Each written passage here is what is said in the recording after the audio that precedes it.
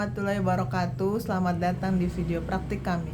Kali ini kami akan mengupas tuntas permasalahan pelayanan publik yang sering dihadapi masyarakat DKI Jakarta, yaitu keterlambatan dan penolakan penerbitan IMB atau izin mendirikan bangunan. Setiap tahun ribuan warga Jakarta harus menghadapi proses yang rumit, memakan waktu berbulan-bulan, bahkan mengalami penolakan tanpa penjelasan yang jelas. Mari kita telusuri bersama apa sebenarnya yang terjadi dan bagaimana seharusnya diselesaikan.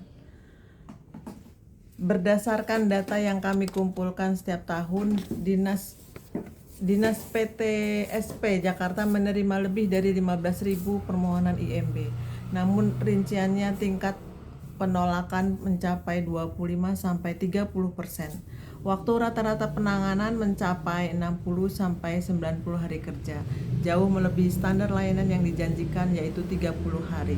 Jenis layanan ini adalah izin administrasi di bidang tata ruang dan bangunan. Penyedia layanan adalah Dinas PTSP atau Pelayanan Terpadu Satu Pintu DKI Jakarta, bekerja sama dengan Dinas CKTR atau Cekawas dan Tata Ruang.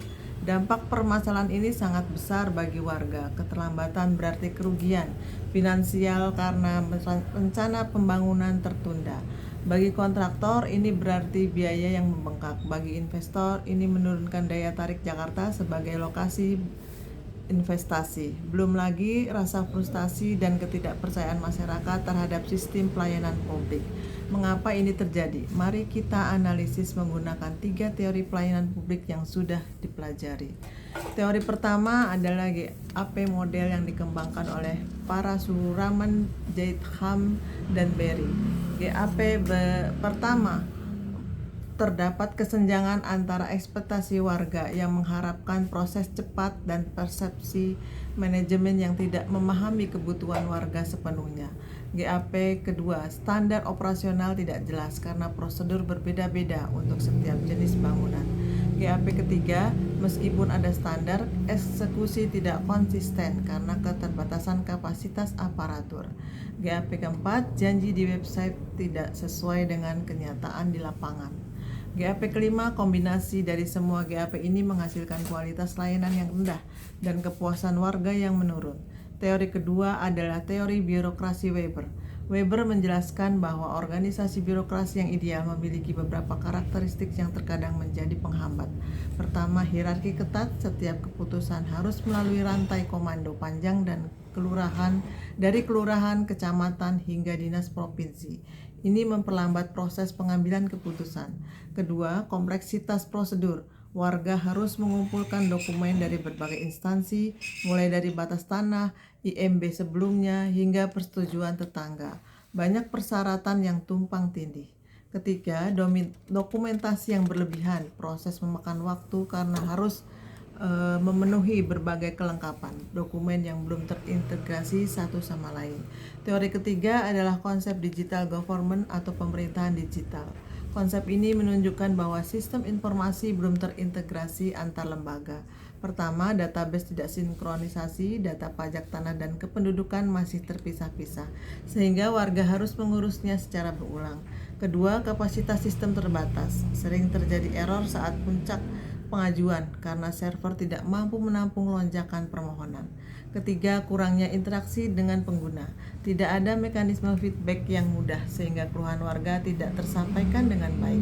Berdasarkan analisis menggunakan teori-teori tersebut, kami mengajukan 4 solusi inovatif beserta strategi implementasinya. Solusi pertama adalah One Stop Service Digital Platform atau platform layanan digital terintegrasi.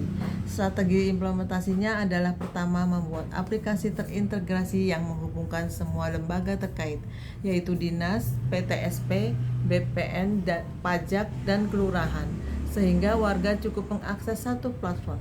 Kedua, menyediakan fitur tracking real time agar warga dapat memantau proses permohonan mereka kapan saja.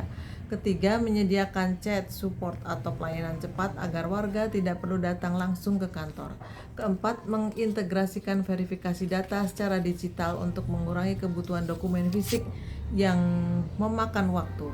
Solusi kedua adalah risk-based approach atau pendekatan kerja berbasis resiko. Strategis implementasinya adalah pertama, mengklasifikasikan bangunan berdasarkan tingkat resiko yaitu rendah, menengah, dan tinggi. Bangunan resiko rendah seperti rumah tinggal sederhana memiliki persyaratan lebih sederhana dibandingkan bangunan tinggi. Kedua, menyederhanakan persyaratan untuk bangunan resiko rendah. Cukup verifikasi online tanpa inspeksi lapangan berkala. Ketiga, memfokuskan sumber daya aparatur pada bangunan resiko tinggi yang membutuhkan evaluasi lebih intensif. Keempat, penerapan self-certification atau sertifikat mandiri untuk kontraktor bersertifikat yang sudah terverifikasi. Solusi ketiga adalah transparansi dashboard atau dashboard transparansi publik. Strategi implementasinya adalah pertama, mempublikasikan status kinerja layanan secara real time meliputi jumlah permohonan, rata-rata waktu proses, dan teks penolakan agar warga mengetahui kinerja dinas. Kedua, menampilkan sistem antrian yang transparan agar warga tahu posisi permohonan mereka secara pasti.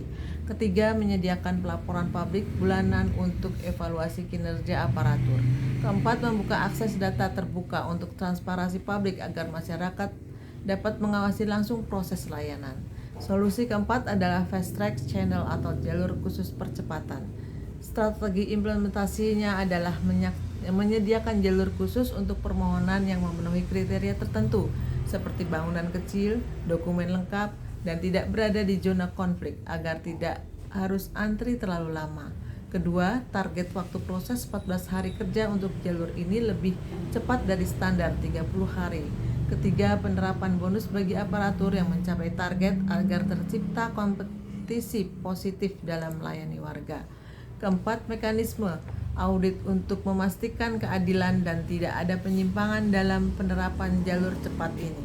Perubahan layanan publik yang lebih baik membutuhkan komitmen bersama dengan penerapan 4 solusi inovatif, yaitu one stop service digital, risk-based approach, transparansi dashboard, dan fast track channel. Diharapkan warga Jakarta dapat memperoleh IMB dengan lebih mudah, cepat, dan transparan. Perbaikan layanan publik bukan hanya tanggung jawab pemerintah, tetapi tugas semua stakeholder. Mari kita berpartisipasi aktif dengan memberikan feedback dan mendukung upaya reformasi.